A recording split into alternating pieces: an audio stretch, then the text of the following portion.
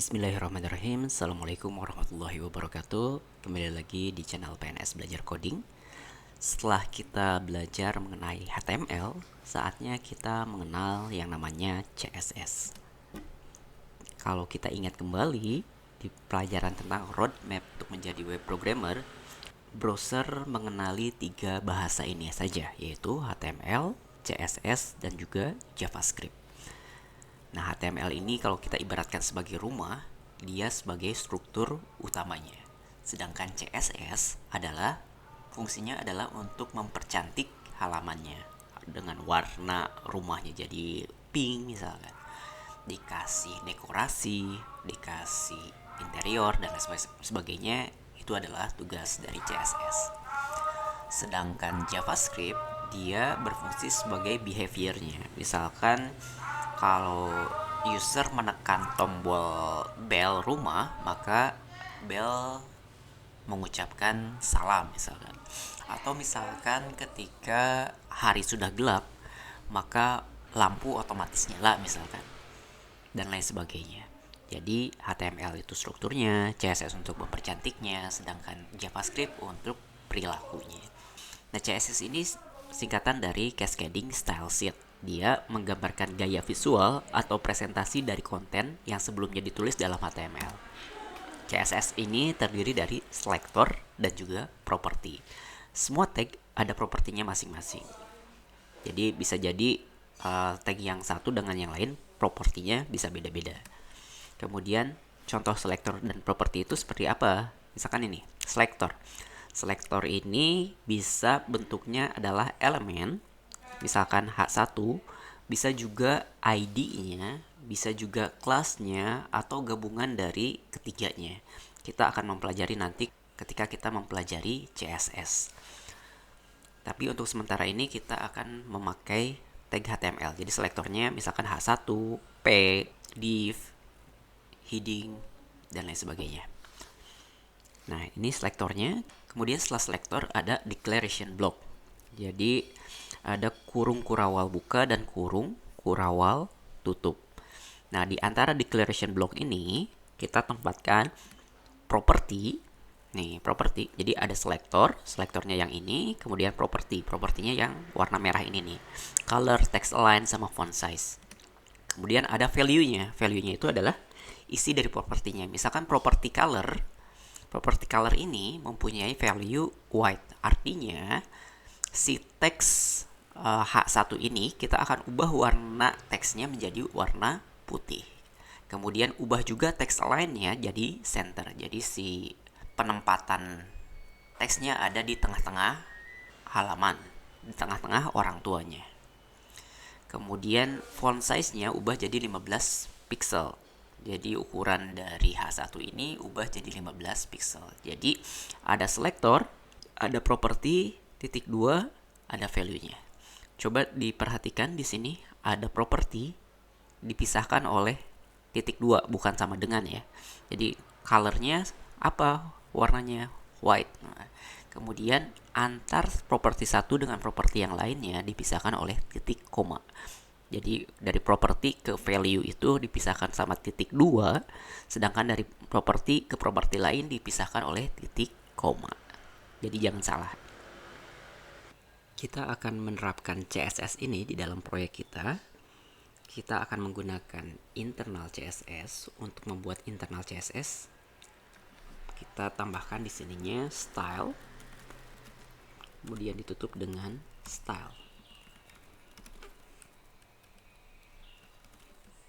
Coba diperhatikan sekali lagi, untuk internal CSS penempatannya ada di antara head. Jadi di sini ada style, kemudian ditutup dengan style. Kemudian seperti PPT kita sebelumnya, di sini harus ada yang namanya selector dan juga propertinya. Misalkan selektornya saya akan coba tag body. Jadi di sini kita kasih body, kemudian kurung kurawal buka, kurawal tutup untuk sebagai deklarasi bloknya. Kemudian propertinya. Propertinya misalkan font family-nya. Font family saya coba pakai Courier New kurir monospace. Nah, coba lihat sekarang teksnya sudah berubah seperti ini. Kemudian selain font family, kita coba marginnya. Marginnya jadi 20 pixel misalkan. Nah, jangan lupa di sini antar satu properti ke properti lainnya dipisahkan dengan titik koma. Dan lihat di sini value-nya bisa jadi bukan hanya satu, bisa jadi beberapa value dipisahkan oleh koma. Kemudian jangan lupa titik koma di sini. Kemudian ketika save, kemudian show preview, maka di sini ada margin sebanyak 20 pixel. Kalau kita tambahin misalkan jadi 80 pixel deh ya, biar kelihatan. Kemudian kita show preview. Nah, di sini ada margin sebanyak 80 pixel. Margin itu untuk memberikan jeda kosong sebanyak 80 pixel. Tapi kita terlalu banyak, jadi kita tambahkan saja jadi 30 pixel misalkan. Nah, hasilnya seperti ini. Kemudian kita tambahkan padding misalkan sebanyak 15 pixel. Nanti akan kita pelajari apa bedanya margin dan juga padding. Kemudian background colornya kita ubah jadi misalkan azure. Nah, jadinya seperti ini. Itu untuk body. Kemudian kita tambahkan lagi stylenya untuk H1 misalkan. H1, kemudian declaration blocknya kurung kurawal buka kurung kurawal tutup. Propertinya misalkan si H1 ini kita ubah warnanya jadi cadet blue misalkan, titik koma. Nah, maka seluruh H1 sekarang warnanya sudah berubah jadi cadet blue. Di halaman kita H1-nya cuma ada satu ini doang. Kalau misalkan kita tambahkan H2, misalkan H2 colornya jadi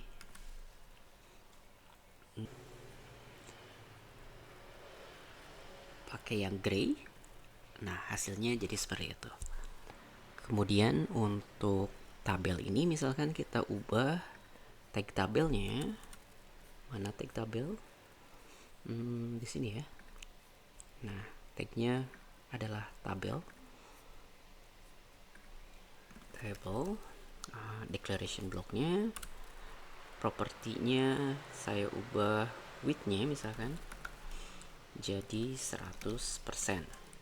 Nah, maka lihat sekarang tabelnya berubah, lebarnya menyesuaikan halamannya jadi 100% dari halaman. Kemudian bordernya saya ubah jadi 2 pixel misalkan. Nah, jadi ininya jadi 2 pixel, atau kita tambahin deh 5 pixel biar lebih gede. Oke. Kemudian border stylenya solid. Nah, solid berarti lebih tebal lagi seperti itu. Nah, itu adalah fungsi dari CSS. Jadi kita bisa memberikan sentuhan desain ke dalam HTML kita. Tambahin satu lagi sedikit, misalkan di sini kasih text line center. Maka di sini teksnya berubah jadi di tengah. Kalau sebelumnya kan di kiri, kemudian kalau di sini center berarti teksnya ada di tengah-tengah. Nah, seperti itu fungsi dari CSS. Kita akan mempelajari lebih lanjut CSS di bagian CSS. Kita akan lebih gali lebih banyak properti dan juga lebih banyak selektornya. Ya, terima kasih teman-teman atas perhatiannya. Untuk pelajaran HTML kita cukupkan sampai di sini. Kita akan kembali lagi berjumpa di kelas CSS yang akan saya buat setelah ini. Sampai jumpa dan tetap semangat. Dan saya yakin PNS bisa coding.